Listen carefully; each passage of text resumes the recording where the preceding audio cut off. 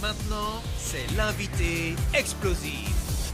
Et notre invité explosif, c'est Pourang. On va parler du spectacle Labyrinthe, les couloirs de l'infini. Mais on va parler surtout de toi et de ton parcours. Alors, tu arrives en France, tu en as un petit peu parlé tout à l'heure, dans les années 80, tu as 14 ans. C'est ça. Et tu vas faire des études de médecine. Oui, tout à fait, oui. Et tu es d'ailleurs encore urgentiste aujourd'hui. C'est ça. Tu es urgent- J'ai deux métiers, oui. Ouais, tu as deux métiers. On va voir ça, je vais m'ouvrir une veine, on verra. Non, effectivement, j'ai deux métiers. Je suis toujours médecin et donc j'ai ce métier d'artiste qui est donc magicien mentaliste, oui. Alors, tu as commencé par la magie. Comment tu as... Oui, alors j'ai commencé, c'était drôle, j'ai commencé, je devais avoir 20 ans, j'étais étudiant en médecine et un jour dans un centre commercial, il y avait un stand de magie et le monsieur m'a dit est-ce que tu veux voir quelque chose? J'ai dit oui, oui, et il a fait disparaître un foulard devant mes yeux, à 2 centimètres de mes yeux, et je dis mais c'est pas possible, avec cet esprit cartésien que j'avais, et j'ai dit non, il faut absolument que j'apprenne la magie, et c'est là, j'habitais rue Sedaine dans le 11e dans le temps, et en bas de la rue Sedaine il y avait un magasin de magie. Mais donc après je rentre dans ce magasin et c'était monsieur Henri Mayol qui est devenu un ami depuis, qui est d'ailleurs mon conseiller artistique de ce spectacle.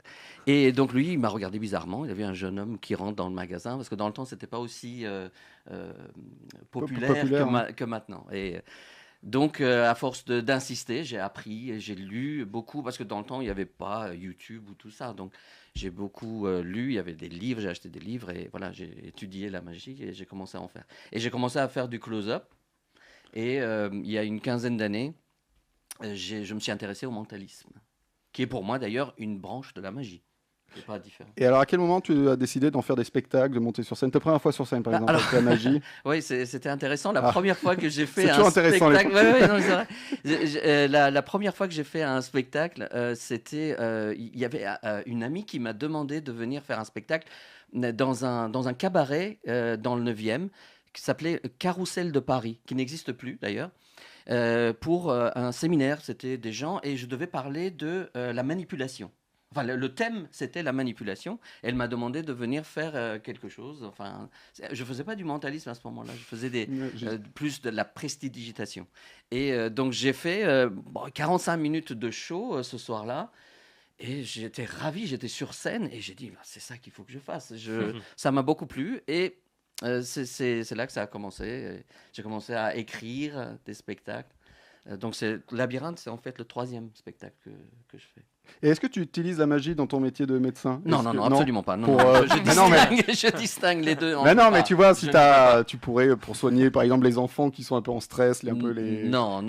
Je n'utilise pas. En fait, j'ai mis vraiment les deux choses complètement différentes. Ouais. En fait, la magie et le mentalisme, le spectacle, enfin, ce métier d'artiste me permet un petit peu de m'évader du métier de médecin, oui, effectivement, parce que c'est vrai que c'est pas toujours facile. Ouais. Alors, et ton pire souvenir sur scène, est-ce que tu as un truc, genre un numéro qui a raté un numéro qui a raté. Alors, ça peut arriver. Bah oui, ça peut arriver, mais en général, on a un plan B. Ah, oui. Il va tout nous dire, j'adore. Parce que vous, peut-être, vous le voyez pas. Mais parfois, ça peut, oui, tout à fait. Surtout en mentalisme, parce que c'est quelque chose qui est vraiment public dépendant, spectateur dépendant. Donc, c'est très interactif, le mentalisme. Magie, on peut arriver sur scène, faire un spectacle de magie sans qu'il y ait d'interaction avec le public. On peut faire apparaître des choses. Mais une fois, je devais faire un numéro avec une dame. Donc, je devais faire bon, si vous venez au spectacle, vous allez comprendre. Je vais pas le dire parce que ça va enlever le suspense. Mais en fait, j'ai hypnotisé la dame. Elle s'est endormie. Donc, elle n'a pas pu faire ce que je voulais lui faire. Donc, oui, malgré moi, la dame s'est endormie et j'ai fait de l'hypnose. Je ne fais jamais de l'hypnose. Et donc, je lui posais des questions, elle ne répondait pas. Donc, le numéro est tombé à l'eau. Et quand je l'ai appelée plusieurs fois, elle s'est réveillée en disant « Je suis où? Qu'est-ce qui s'est passé ?» Ah oui, donc en fait, oui, c'est allé très loin en fait. C'est vrai, exactement. Mais voilà, il y a des gens extrêmement réceptifs à ça et qu'on peut hypnotiser même sans le vouloir. Alors comment tu t'es tourné au mentalisme? Comment tu as découvert le mentalisme? Alors, j'ai commencé à faire de m'intéresser, de lire des livres sur le mentalisme à un moment, et j'ai commencé à faire des numéros. Alors, il y avait quand on faisait la magie, la prestidigitation, souvent on nous disait, mais comment t'as fait? Comment tu fais? Quand je faisais du mentalisme, il y avait un truc que j'entendais souvent, c'est comment tu as su. Et ça a fait toute la différence. Je trouve qu'il y a une énorme différence entre ça et je me dis, c'est fort quand même. Le mentalisme, c'est quand même fort dans la perception des gens. Et c'est ça qui m'a fait partir plus vers le mentalisme. Alors, est-ce que n'importe qui peut devenir mentaliste? Est-ce qu'il y a des techniques? Est-ce qu'on peut s'entraîner ça m'intéresse, moi. Absolument. Oui. Et c'est du travail. Moi, je ne suis pas médium, je n'ai pas un don particulier. Il faut être passionné pour tout. Il faut être passionné, étudier beaucoup, étudier les gens. Mon métier de médecin m'aide beaucoup quand même, parce que je vois beaucoup de gens. Donc, il faut être passionné, travailler. Il y a beaucoup de travail. Beaucoup. Donc, on sera peut-être mentaliste un jour. Tous. Non, pas toi, non. Non, pas moi. C'est comme un tour de magie. Si on t'explique, par exemple, Thibaut, un tour de magie, c'est pas pour autant que tu puisses le faire. Enfin, tu peux pas le faire parce qu'il faut du travail, il faut s'entraîner. Et, voilà. C'est pas seulement. Comme ça, moi, je me suis entraîné pour être animateur. Continue à t'entraîner quand même. Alors, on peut faire une petite démonstration avec Victoire. On commence avec Victoire. Comme tu veux. Alors, vas-y, non, c'est toi le patron. Là. Allez, vas-y. On peut commencer avec Victoire. Alors. Victoire, je vais dire quelque chose à l'antenne et tu vas me dire si tout ça est vrai.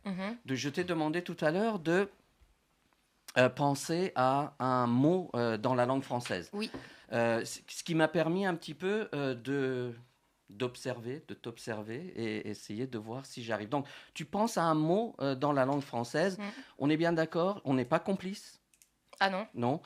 On ne se connaît pas, monsieur. C'est vrai. Donc, tu as écrit nulle part ce mot. Tu l'as écrit nulle part et tu en as parlé avec personne. Non. Moi, je ne peux pas savoir. Et tu connais la définition de ce mot, grosso modo? Oui. Donc, je veux que tu penses d'abord à une partie de la définition de ce mot. D'accord. Regarde-moi, s'il te plaît. Regarde-moi. Et est-ce que ce mot, donc, ça a à voir avec les gens, avec l'humain, je pense. Oui. Oui. Est-ce que, par exemple, est-ce que formation, ça te dit quelque chose? Oui. D'accord, ok. Ne dis rien. Mais c'est pas le mot, la formation, c'est pas le mot. Mais je pense que ça a à voir avec ça. Regarde-moi. Je veux que tu penses à la première lettre de ce mot. Le mot dont j'ai la définition en tête. Ok. A, B, C, D, E, F, G, H, J. Je pense que ça commence par un E. Ouais. D'accord, ok, très bien. C'est flippant. Donc, ok, regarde-moi. Maintenant, je te demande de crier ce mot pas à voix haute, parce que ça facilite énormément les choses. Donc, tu vas crier dans ta tête ce mot, s'il te plaît. Personne ici connaît. En boucle ou... Crie-le 2-3 fois dans ta tête. Je suis motivée, hein. Ouais, 2-3 fois, donc ça commence par un E, ça peut être... Vas-y. Non, c'est pas E, c'est un E. D. Un D, ça te dit quelque chose? D? Ouais. Ok, c'est bon. Je ne sais pas, je vais tenter ma chance, mais je pense que tu penses au mot éducation? Non. Si, c'est ça, je voulais mentir, mais c'est ça. Bravo. Alors moi, j'ai essayé de jouer avec toi, j'avais écrit un mot, bon. Je me suis dit, bite. Ah oui, c'est pas le mot que tu as choisi. Non, c'était pas celui-ci. C'était le deuxième. C'était le deuxième, On est des gens civilisés, monsieur. Merci, Victoire. Merci. Alors, c'est fou. Elle est toute rouge. Non, mais c'est dingue. Quand tu te concentres, tu dis, non, concentre-toi, ou tu te dis même... pense au mot qui te dit, mais dans ta tête, fais un peu la rebelle, pense à autre chose, que t'essayes de le... Tu vois? Et pas du tout. Bravo. Merci beaucoup. Tu veux faire un autre tour, une autre... Oui, tout à l'heure, si tu veux. Tout à l'heure, super. Alors, parlons maintenant de Labyrinthe, les couloirs de l'infini. J'adore ce titre. Ça fait... c'est gentil. Mais c'est vrai. À la Comédie de Paris. Alors, explique-nous, qu'est-ce qui va se passer dans ce spectacle? Juste sur le titre, en fait, le premier spectacle, Labyrinthe, que peut-être quelqu'un a vu. Oui, moi j'ai vu Labyrinthe. tu as vu Labyrinthe. Ouais. Donc, Labyrinthe, en fait, on l'a joué pendant quelques temps au gymnase, au théâtre du gymnase, après au Funambule Montmartre. Et ensuite, on a fait une version immersive de ce spectacle. C'est-à-dire que dans le 5e arrondissement, il y avait une troupe de théâtre qui a pris un endroit qui s'appelait Le Secret. C'était une ancienne usine de pneus. Et il y avait plusieurs salles. Et eux, ils jouaient Hamlet en immersion. C'est-à-dire que les gens venaient voir le spectacle et on passait de salle en salle pour voir. Et je suis allé voir le spectacle. Je me suis dit, ça tombe bien, je peux éventuellement faire Labyrinthe là-dedans, parce que c'était un vrai labyrinthe. On passait de salle en salle. Ouais. Et on a fait 3 dates dans cet endroit qui s'appelait Le Secret, à côté de Place Monge, dans le 5e. Et donc, avec des personnages en plus. C'est-à-dire que j'avais 2 assistantes qui sont devenues maintenant les comédiennes, et donc un ami à moi qui coécrit le spectacle avec moi, qui est comédien aussi. Et on a fait cette version immersive maintenant sur scène, et on l'a appelée Labyrinthe, les couloirs de l'infini. Donc au départ, c'était Labyrinthe, et maintenant c'est devenu Couloir de l'infini. Il y a beaucoup plus de théâtre. C'est-à-dire qu'on voulait un petit peu... des spectacles mentalistes, il y en a plein. Et ils sont tous bien. Hein. On est tous différents, on fait chacun des choses différentes. Et là, on a voulu faire une rencontre de théâtre avec le mentalisme, enfin avec la magie et le mentalisme. Donc il y a une grosse partie de théâtre, parce qu'on parle de labyrinthe antique. En fait, voilà, donc maintenant, je explique le spectacle. En fait, c'est en 3 chapitres. Premier chapitre, on parle du labyrinthe antique, labyrinthe de Dédale, avec le Minotaure, avec Ariane. Donc, les comédiens et les comédiennes jouent des rôles là-dedans. Et après, le deuxième chapitre, en fait, on fait un voyage. On fait un voyage dans le temps. Le deuxième chapitre va devenir... on fait un bond dans le temps et on arrive dans les ruelles de Whitechapel, à Londres. Et on va voir Jacques l'Éventreur. On va essayer de voir... On mène notre propre enquête pour savoir qui était Jacques l'Éventreur. Et ensuite, on vient au 3e chapitre, qui est les temps modernes. Et on parle des temps modernes, et le labyrinthe devient le cerveau. D'accord. Voilà. Donc 3 histoires, 3 styles. Exactement. 3 ambiances différentes. Et 3 époques. Et 3 époques, exactement. C'est pour tout public ? Les enfants peuvent venir ou pas ? C'est toujours le problème avec le mentalisme. Non, oui, voilà, c'est ça. Parce que le mentalisme, c'est vraiment bon. Il y a beaucoup de blabla. Hein. Donc je parle beaucoup. Je dirais que à partir de 7 ans, c'est bien. D'accord. En dessous de 7 ans, ça va être un petit peu difficile. Ça va être un petit peu difficile de comprendre les numéros de mentalisme. Parce qu'on fait de la magie avec les enfants. Il y en a qui sont vraiment spécialisés là-dedans. Et c'est très bien. Moi, je ne fais pas de magie pour enfants. Donc le mentalisme et puis le spectacle, c'est quand même parfois pesant. La deuxième partie, c'est quand même un peu pesant. Il y a Jacques l'Éventreur. Je veux pas que les enfants aient peur. Il y a peut-être un meurtre sur scène. C'est pas... pas sur scène, mais on en à la sortie. à la sortie, ouais. C'est interactif. Je crois qu'il y a beaucoup de 100% interactif. C'est-à-dire qu'en fait, on a essayé de moi, je voulais pas venir sur scène et faire ceci, faire cela, de dire que je sais faire ça, je sais faire ci, maintenant on va faire ci, maintenant on va faire ça. Je voulais quand même qu'il y ait une cohérence. Donc, tous les numéros que j'ai imaginés vont avec l'histoire. Mais c'est pas une suite de numéros, c'est vraiment... Voilà, c'est ça. On parle, par exemple, de labyrinthe antique, on parle d'Ariane, on va trouver Thésée. Thésée va faire une bataille avec le Minotaure. Il y a toujours un fil conducteur. Il y a toujours un fil conducteur. Le fil d'Ariane. Voilà. Donc, dans la deuxième partie, par exemple, Jacques l'Éventreur, on essaye d'avoir la présence de sa dernière victime, qui était Mary Jane Kelly. Et que la présence de Mary Jane Kelly va nous donner l'identité de Jacques l'Éventreur. Donc on fait une espèce de séance de spiritisme. Ah ouais, Ah, ça peut faire flipper. Hein. Ça peut. Léa, un petit mot sur Pourang, le spectacle que tu avais vu. Oui, alors moi j'avais vu Labyrinthe dans sa première version en fait, et effectivement j'avais trouvé ça très bluffant, comme le tour qu'on vient de voir. Très bluffant, il y avait vraiment de la recherche même au niveau de l'ambiance, musique et décor en fait. Absolument. Ouais, il y a vraiment quelque chose en plus que juste ce spectacle de mentaliste qu'on a un peu en tête avec juste le mec sur scène sans micro. Là il y a vraiment du décor, de la recherche musicale, des lumières, etc. Et du coup j'ai trouvé qu'on plongeait vraiment assez vite dans l'ambiance en fait que tu veux nous communiquer. J'ai trouvé ça très plaisant, le public était très réceptif et ouais, et c'est vraiment vraiment bluffant. Vraiment bluffant. Merci. C'est mis en scène par... Enfin, celui-ci, Labyrinthe, les couloirs de l'infini, c'est mis en scène par Yann Olensky. Olszewski. C'était presque ça. Ok, je te laisserai le dire pour les autres fois. Hein. Alors, je voulais juste, Oui. si tu me permets, Je te Thibaut, permets tout.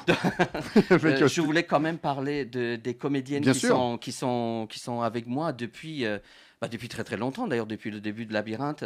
Mélanie Surian et Florence Leroy-Gossen, qui sont deux comédiennes absolument magnifiques, et elles me suivent pendant toute cette aventure. Elles ont été avec moi, et donc Yann nous a rejoints sur scène. Donc il met en scène donc le spectacle, et donc la première version a été mise en scène par Catherine Morrison.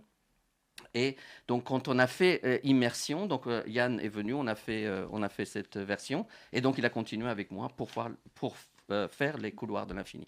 Donc lui, il est sur scène, il met en scène, et les lumières, tu parlais de lumière, Oui, effectivement, oui. c'est très important. Ouais. Très très important, les lumières dans ce spectacle, et c'est Jérôme Beunier qui fait la lumière. Les costumes sont de Laure Roger Nourri. Hart. De Laure Nourri, et voilà, et on a effectivement aussi les sons, enfin la bande son aussi, c'était important, qui a été choisi par Yann et moi-même. Julien, une question pour Pourang? Oui, tout à fait, Thierry. Tu as un petit peu répondu, mais je trouve ça hyper intéressant. Ouais. Comment on différencie son spectacle de mentalisme? Oui. Tu viens de le faire en créant carrément un Mhm. spectacle, Mhm. un vrai spectacle, une Tout vraie à fait, chose, que oui. je trouve très bien. Mais du coup, est-ce qu'il y a une autre façon de se différencier par rapport aux autres? Parce que c'est vrai que c'est souvent un peu la même chose, quoi, finalement. Comment on va voir plus un spectacle qu'un autre? Bah, moi, je dirais pas que c'est tout le temps la même chose. En fait, En tout cas, dans notre esprit, à nous. oui, absolument, oui. Mais je pense que chaque mentaliste a sa personnalité. Ouais. Déjà, ça différencie quand même un petit peu chaque spectacle, parce que c'est vrai que parce que le mentalisme, en général, c'est un one man. C'est-à-dire qu'on arrive sur scène et on fait le spectacle de mentalisme, et c'est un one man. Donc chaque personnalité peut donner une différence pour chaque spectacle. Par exemple, mon ami Giorgio, qui faisait un spectacle plutôt un one-man show un petit peu rigolo, avec des numéros et faisait des vannes et tout, plus que par exemple un Victor Vincent qui est plus recherché, plus dans le sérieux. Mais nous, voilà, on a essayé de différencier un petit peu en mettant une histoire. Bon, il peut y avoir des histoires dans les spectacles mentalistes, mais là, il y a moitié théâtre et moitié mentaliste. Donc, il y a quand même un jeu de rôle aussi. Et les spectateurs deviennent acteurs à un moment donné dans le spectacle. Ouais. Est-ce qu'il y aura une tournée de prévue? Pour le moment, non. On essaye de faire ces quelques dates jusqu'à fin juin, et peut-être faire Avignon l'année prochaine et faire une tournée après. Eh bien, pour voir Pourang sur scène, c'est à Paris, Labyrinthe, les couloirs de l'infini, les mardis et mercredis à 19h30 à la Comédie de Paris. Restez avec nous, on fera un autre petit tour après. De toute façon, Pourang est là jusqu'à 20h30, même jusqu'à 21h30. C'est Jusqu'à parti plus pour d'heure, hein. jusqu'à plus d'heure. Tout de suite, on écoute Tata and the Ziz, les crevettes. Et maintenant, c'est l'interview explosive. Alors, comme tu es venu nous parler de Labyrinthe, les couloirs de l'infini, je vais te faire une interview perdue. Ok? C'est très simple, tu réponds très vite, tu ne réfléchis pas. Plutôt Les Aventuriers de l'Arche perdue ou Jurassic Park, le monde perdu? Aventurier de l'Arche perdue. Ok, plutôt GPS ou carte routière? GPS. Plutôt Phil Darian ou Phil Collins? Phil Darian, s'il te plaît. Plutôt Perdre le Nord ou Perdre patience? Il paraît que je suis pas très patient. Et enfin, plutôt Les Visiteurs, les couloirs du temps ou Labyrinthe, les couloirs de l'infini? Labyrinthe, les couloirs de l'infini. Mais bien sûr, on peut applaudir Pourang. Les mardis et mercredis à 19h30 à la Comédie de Paris. Et le mardi 7 mai, c'est à 21h30. Il y a 2 représentations. Merci Pourang, tu restes Merci, encore. jusqu'au 26 juin d'ailleurs. 26 juin. Ouais. 26 juin 2019. Ah oui, c'est marqué là. Mais oui, j'avais tout sur le flyer. Ouais. Ben voilà, c'est jusqu'au mardi et mercredi 19h30 jusqu'au 26 juin. On va passer aux explosions. Je voudrais aussi Oui. faire un dernier remerciement, si tu permets. Bien Tu sûr. peux. Notre producteur qui se démène vraiment pour ce spectacle, Jean-Philippe Lin de la Tomana Production. Voilà. Eh ben, on le salue. Et donc, notre attachée de presse, Sandrine Donzel, qu'on salue également. Également. Euh, Et j'ai peut-être oublié des gens, mais vous m'excuserez. Bah, si t'as oublié jamais ma mère et mon père, mais bon. On a remarqué hier. j'ai parlé de ma maman, mais c'est vrai que j'ai pas parlé de mon papa.